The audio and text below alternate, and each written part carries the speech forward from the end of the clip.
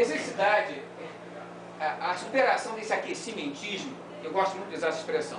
Não é minha, não, tá? Lá em inglês já se usa warmth há muito tempo. Eu só adaptei para o português. A superação desse aquecimentismo em favor do entendimento mais preciso da dinâmica climática, ele é uma necessidade fundamental, por dois motivos. Primeiro, nós precisamos realmente ter uma segurança maior sobre como funciona a dinâmica climática ao longo do tempo, a longo prazo.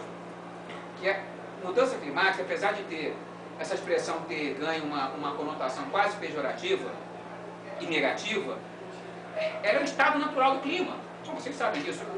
E você me desculpe aqui que eu vou fazer chovendo molhado muitas vezes aqui.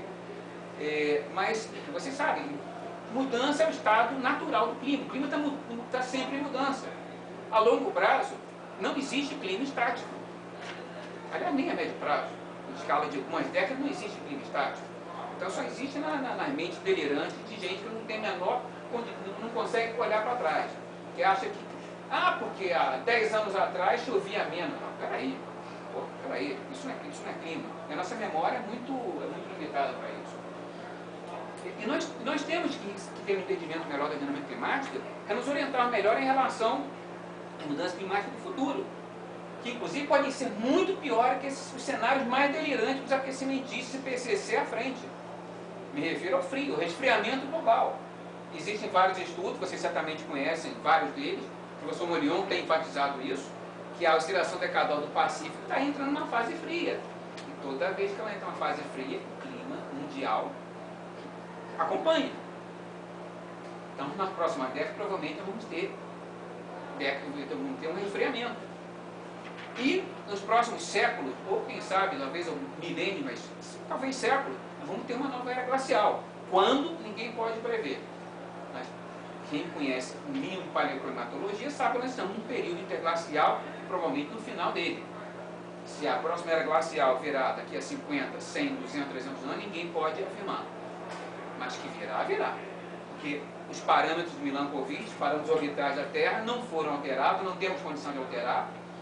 E a atual configuração da distribuição das massas continentais das correntes oceânicas não vai mudar nas próximas centenas ou milhares de anos. Isso leva milhões de anos para se manifestar.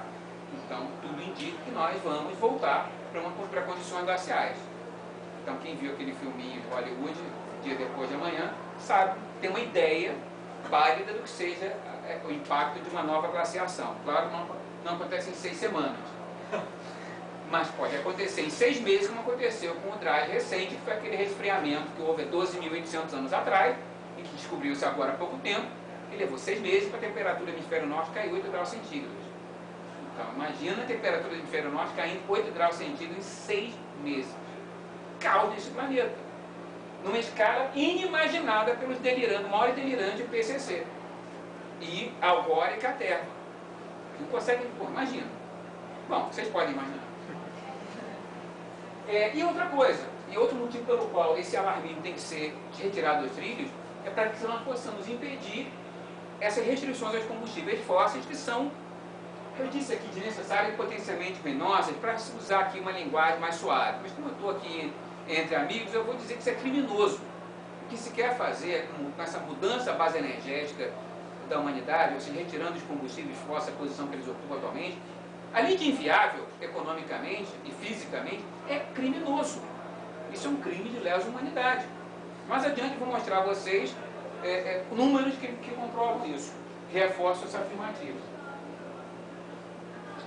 Vamos discutir aqui algumas questões conceituais que, obviamente, vocês estão cansados de saber, mas é sempre bom a gente relembrar. Primeiro, que não tem nenhuma evidência concreta, científica concreta, de que o homem tem alguma coisa a ver com essas mudanças climáticas em escala global. Então, com qualquer discussão, a gente tem que levar o ônus da prova para a turma do aquecimentismo. Porque está comprovado. Comprovado onde, cara pálida? Eu quero a evidência concreta, uma evidência científica. Repito, não aceito projeção de modelo matemático, achismo ou opinião. Eu quero saber de argumento, dados científicos, concretos. Não existe. Não existe. Há uns 7, 8 anos, 5, 6 anos atrás, teve lá no Rio o Congresso Mundial de Geologia. O primeiro e único congresso da Sociedade Mundial de Geologia, realizado no Brasil. Estava lá o professor Pedro Dias da Silva, que é conhecido por todos vocês, aqui da USP, e fazer uma palestra sobre aquecimento global. Aí, num debate, foi o primeiro a me inscrever. Eu perguntei a ele: professor, nós estamos aqui, eu estou aqui numa plateia de geólogos, todo mundo aqui conhece mudança climática em escala geológica, todo mundo sabe que já teve uma temperatura muito mais alta, muito mais baixa, nível do mar muito mais alto, muito mais baixo, etc, etc. Então, eu quero que o senhor nos diga aqui qual é a impressão digital da espécie humana na mudança climática em escala global dos últimos 150 anos. Ele falou 5 minutos e não respondeu. Como a regra do debate não permitia tréplica, eu tive que enfiar a viola no saco. Mas quando ele acabou, um geólogo nigeriano estava do meu lado, me cutucou e falou: vem cá. Ele não respondeu nada, ele enrolou e não respondeu. Eu falei: exatamente isso. Enrolou e não respondeu. Por quê? Porque não tem resposta. Ele não tem impressão digital, coisa nenhuma. Ele diz: tem 90% de probabilidade de certeza. Não brinca, vamos falar sério. Vamos falar sério. Que 90% de certeza é essa se as evidências concretas não existem, não são apresentadas? O segundo ponto, que eu me debato sempre, o tal do consenso científico. Primeiro que, eu uso sempre essa expressão, primeiro que esse conceito é alheio à ciência. Ciência não é uma atividade democrática, você não está numa assembleia científica. Quem aprova essa teoria aqui? Levanta o dedo. 55 são a favor, 45 contra, está aprovado. Não é assim que a ciência funciona, nunca foi. Não é verdade, não é assim. A ciência não é assembleia de sindicato ou eleição de síndico. Isso vale para eleição de síndico ou eleição do presidente da República. Conta 50% mais um, está eleito. Ciência não funciona assim. Muitas vezes basta uma pessoa, um louco, um cético, que tenha peito suficiente e apresenta os argumentos que derruba todo o consenso prevalecente. Terceiro, a história do cético. Esse é meu cavalo de batalha.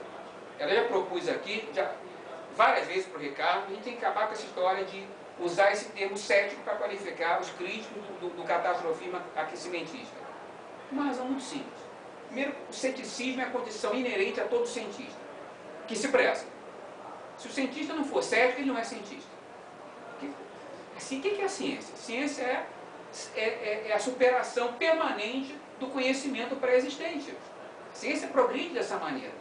Sempre progrediu. Desde a Grécia Antiga vem progredindo e vai continuar sendo assim. Não existe o conhecimento acabado. O conhecimento é sempre provisório.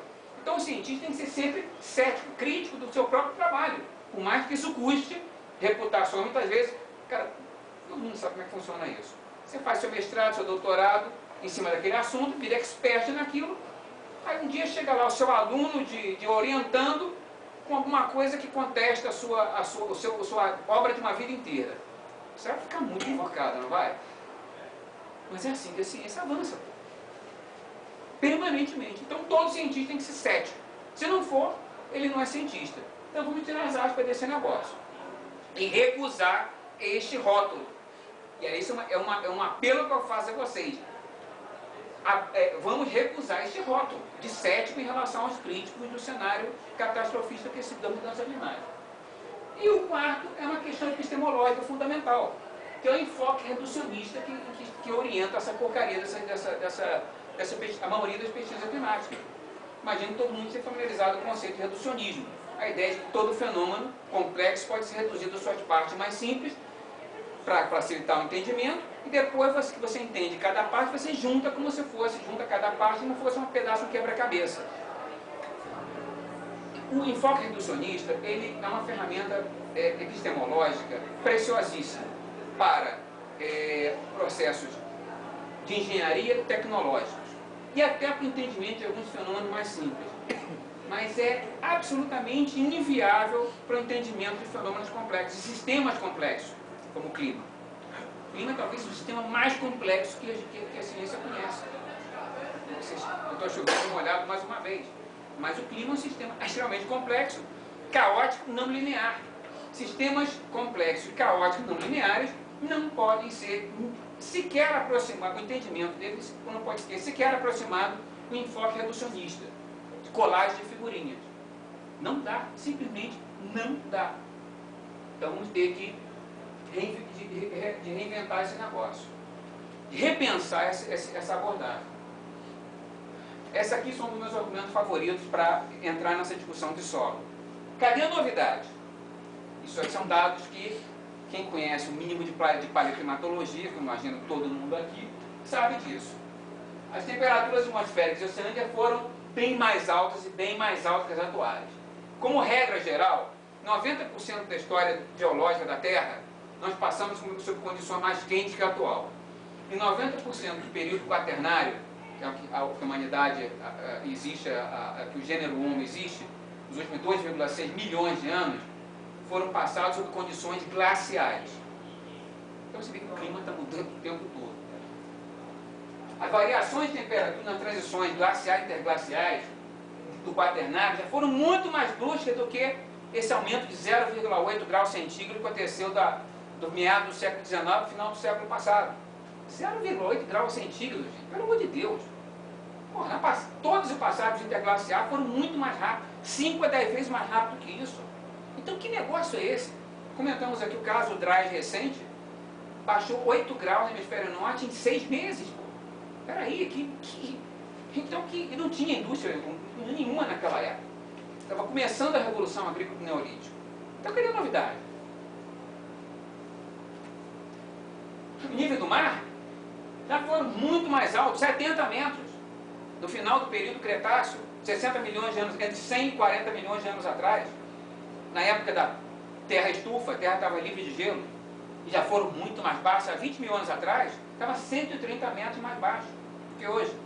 Há 6 mil anos atrás, no ótimo climático do Holoceno, 5, 6 mil anos atrás, estava 3, 4 metros acima do nível atual, do mar atual. Esses dados, o professor Kisugi deve ter comentado com vocês aqui, ele seguramente mostrou no livro que ele traduziu, tem um gráfico lá que mostra a chamada transgressão Jomon no Japão. 3 metros, o nível do mar estava 3 metros acima do nível atual. Correlaciona com vários lugares do mundo. A costa brasileira está cheia de testemunhos desse processo. O nível do mar 3, 4 metros acima do nível atual. Lá no Museu Nacional do Rio de Janeiro, onde o professor Sugi foi fazer a palestra 2 semanas atrás, o Departamento de Geologia e Paleontologia está com uma linha de pesquisa exatamente para estabelecer a evolução do nível do mar na costa brasileira.